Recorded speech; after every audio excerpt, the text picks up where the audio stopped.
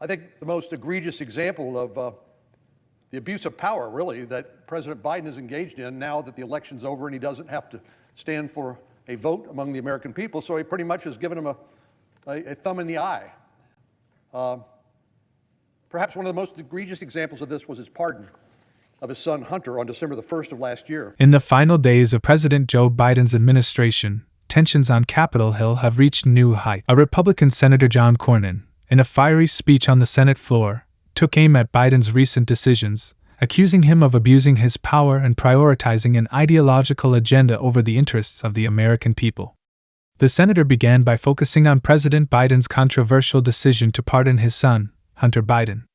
Despite years of protection from the FBI and DOJ, President Biden overruled his own Department of Justice to pardon his son, who was convicted of illegally possessing a firearm and charged with substantial tax fraud. This was after promising the American people that he wouldn't, the senator said. I think the most egregious example of the abuse of power, really, that President Biden is engaged in now that the election's over and he doesn't have to stand for a vote among the American people, so he pretty much has given him a thumb in the eye.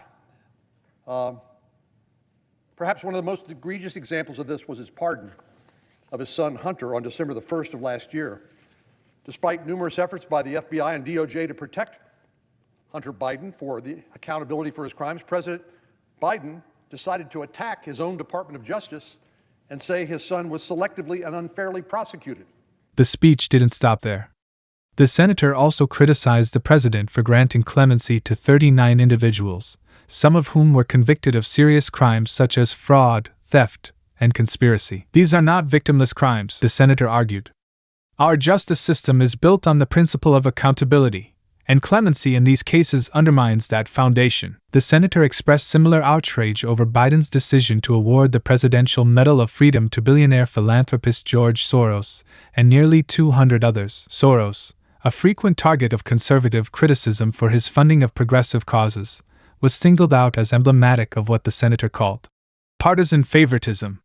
While I support philanthropy, recognizing someone whose policies have contributed to open borders and defunding the police undermines the honor this award represents, the senator claimed. The speech also highlighted new climate regulations finalized by the Biden administration. Specifically, the senator criticized rules that effectively ban natural gas-powered water heaters, citing a report from the American Gas Association estimating the changes would disproportionately affect low-income families. This is yet another example of climate activists' priorities being placed above struggling Americans, the senator said, pointing to a 30% increase in electricity costs under Biden's tenure. The senator further lambasted new emissions rules approved for California that restrict the sale of certain gas-powered lawnmowers and leaf blowers, calling them an unnecessary burden on working families. If people want to reduce their carbon footprint, that's their choice. But forcing these changes onto low-income families already grappling with inflation is unfair, the senator argued.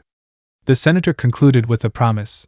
With new majorities in the House and Senate and President Trump's second term on the horizon, we're ready to undo much of the damage caused by these radical policies. The Congressional Review Act will be a key tool to reverse misguided regulations imposed during Biden's presidency. So I'm glad we're going to be able to focus soon, after we confirm President Trump's cabinet, on Congressional Review Act regulatory disapprovals.